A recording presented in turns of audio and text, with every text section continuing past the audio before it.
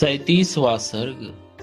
गंगा से कार्तिकेय की उत्पत्ति का प्रसंग। जब महादेव जी तपस्या कर रहे थे उस समय इंद्र और अग्नि आदि संपूर्ण देवता अपने लिए सेनापति की इच्छा लेकर ब्रह्मा जी के पास आए। देवताओं को आराम देने वाले श्री राम सुनो। इंद्र और अग्नि सहित समस्त देवताओं ने भगवान ब्रह्मा को प्रणाम करके इस प्रकार कहा, प्रभु, पूर्व काल में जिन भगवान महेश्वर ने हमें बीज रूप से सेनापति प्रदान किया था, वे उमा देवी के साथ उत्तम तप का आश्रय लेकर तपस्या करते हैं। विधि विधान के ज्ञाता पितामह, अब लोकहित के लिए जो कर्तव्य प्राप्त हो उसको पूर्ण कीजिए, क्योंकि आप ही हमारे परम आश्रय हैं। देवताओं की यह बात सुनकर संपूर्ण लोकों के पितामह ब्रह्मा जी ने मधुर वचनों द्वारा उन्हें सांत्वना देते हुए कहा, देवताओं, गिरिराज कुमारी पार्वती ने जो शाप दिया है उसके अनुसार तुम्हें अपनी पत्नियों के गर्भ से अब कोई संतान नहीं होगी। उमा देवी की वाणी अमोघ है, अतः वह सत्य होकर ही रहेगी, इसमें संशय नहीं है।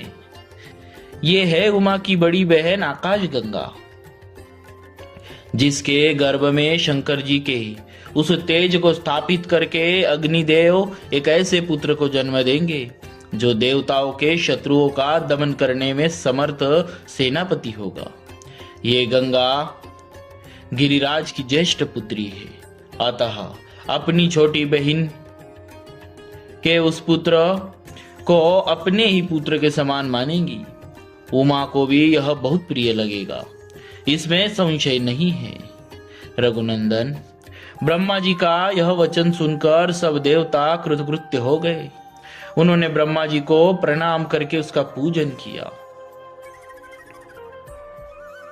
श्री राम विविध धातुओं से अलंकृत उत्तम कैलाश पर्वत पर जाकर उन संपूर्ण देवताओं ने अग्निदेव को पुत्र उत्पन्न करने के लिए कार्य में नियुक्त किया। वे बोले, देव हुताशन, यह देवताओं का कार्य है, इसे सिद्ध कीजिए। भगवान रुद्र के उस महान तेज को जब आप गंगा जी में स्थापित कर दीजिए। तब देवताओं से बहुत अच्छा कहकर अग्निदेव गंगा जी के निकट आए और बोले, देवी, आप इस गर्भ को धारण करें, यह देवताओं का प्रिय कार्य है। अग्निदेव की यह बात सुनकर गंगा देवी ने दिव्य रूप धारण कर लिया। उनकी यह महिमा, यह रूप वैभव देखकर अग्निदेव ने उस रुद्र तेज को उनके सब और बिखेर दिया। रघुनंदन, अग्निदेव ने जब गंगा जी को सब ओर से उस रुद्र तेज द्वारा अभिषिक्त कर दिया, तब गंगा जी के सारे स्रोत उससे परिपूर्ण हो गए। तब गंगा ने समस्त देवताओं के अग्रगामी अग्निदेव से इस प्रकार कहा, देव, आपके द्वारा स्थापित किए गए इस बढ़ते हुए तेज को धारण करने में मैं असमर्थ हूँ। इसकी आँच से जल रही हूँ और मेरी चेतना व्यतीत हो रही है। तब संपूर्ण देवताओं के भविष्य को भोग लगाने वाले अग्निदेव ने गंगा देवी से कहा, देवी, हिमालय पर्वत के पार्श्व भाग में इस गर्भ को स्थापित कर दीजिए। निष्पाप रघुनंदन, अग्नि की यह बात सुनकर महातेजस्विनी गंगा ने उस अत्यंत प्रकाशमान गर्भ को अपने स्त्रोतों से निकालकर यथोचित स्थान में रख दिया। गंगा के गर्भ से जो तेज निकला वह तपाए हुए जम्बुनद नामक सुवर्ण के समान कांतिमान दिखाई देने लगा। गंगा सुवर्ण में मेरु गिरी से प्रकट हुई है, अतः उनका बालक भी वैसे ही रूप रंग का हुआ। पृथ्वी पर जहाँ वह तेजस्वी गर्भ स्थापित हुआ, वहां की भूमि तथा प्रत्येक वस्तु सुवर्णमय हो गई। उसके आसपास का स्थान अनुपम प्रभा से प्रकाशित होने वाला रजत हो गया। उस तेज की तीक्ष्णता से ही दूरवर्ती भूभाग की वस्तुएं तांबे और लोहे के रूप में परिणत हो गई। उस तेजस्वी गर्भ का जो मल था वह वहां रांगा और सीसा हुआ। इस प्रकार पृथ्वी पर पड़कर वह तेज नाना प्रकार के धातुओं के रूप में रुद्धि को प्राप्त हुआ। पृथ्वी पर उस गर्भ के रखे जाते ही उसके तेज से व्याप्त होकर पूर्वोक्त श्वेत पर्वत और उससे संबंध रखने वाला सारा वन सुवर्णमय होकर जगमगाने लगा। पुरुष सिंह रघुनंदन, तभी से अग्नि के समान प्रकाशित होने वाले सुवर्ण का नाम जात रूप हो गया, क्योंकि उसी समय सुवर्ण का तेजस्वी रूप प्रकट हुआ था। उस गर्भ के संपर्क से वहां का तृण, वृक्ष, लता और गुल्म सब कुछ सोने का हो गया। तदनंतर इंद्र और मरुदनों सहित संपूर्ण देवताओं ने वहां उत्पन्न हुए कुमार को दूध पिलाने के लिए 6 कृत्तिकाओं को नियुक्त किया।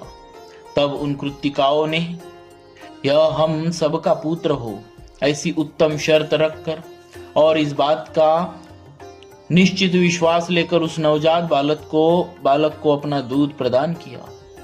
उस समय सब देवता बोले, यह बालक कार्तिकेय कहलाएगा और तुम लोगों का त्रिभुवन विख्यात पुत्र होगा, इसमें संशय नहीं है।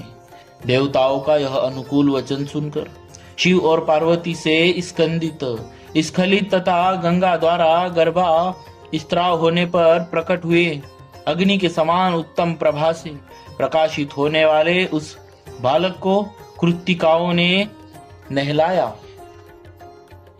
कुकस्थ कुलभूषण श्री राम अग्नितुल्य तेजस्वी महाभाऊ कार्तिकेय गर्भ स्त्राव काल में स्कंदित हुए थे, इसीलिए देवताओं ने उसे स्कंद कहकर पुकारा। तदनंतर कृत्तिकाओं के स्तनों में परम उत्तम दूध प्रकट हुआ। उस समय स्कंद ने अपने 6 मुख प्रकट करके उन 6 का एक साथ ही स्तनपान किया। एक ही दिन दूध पीकर उस सुकुमार शरीर वाले शक्तिशाली कुमार ने अपने पराक्रम से दैत्यों की सारी सेनाओं पर विजय प्राप्त की।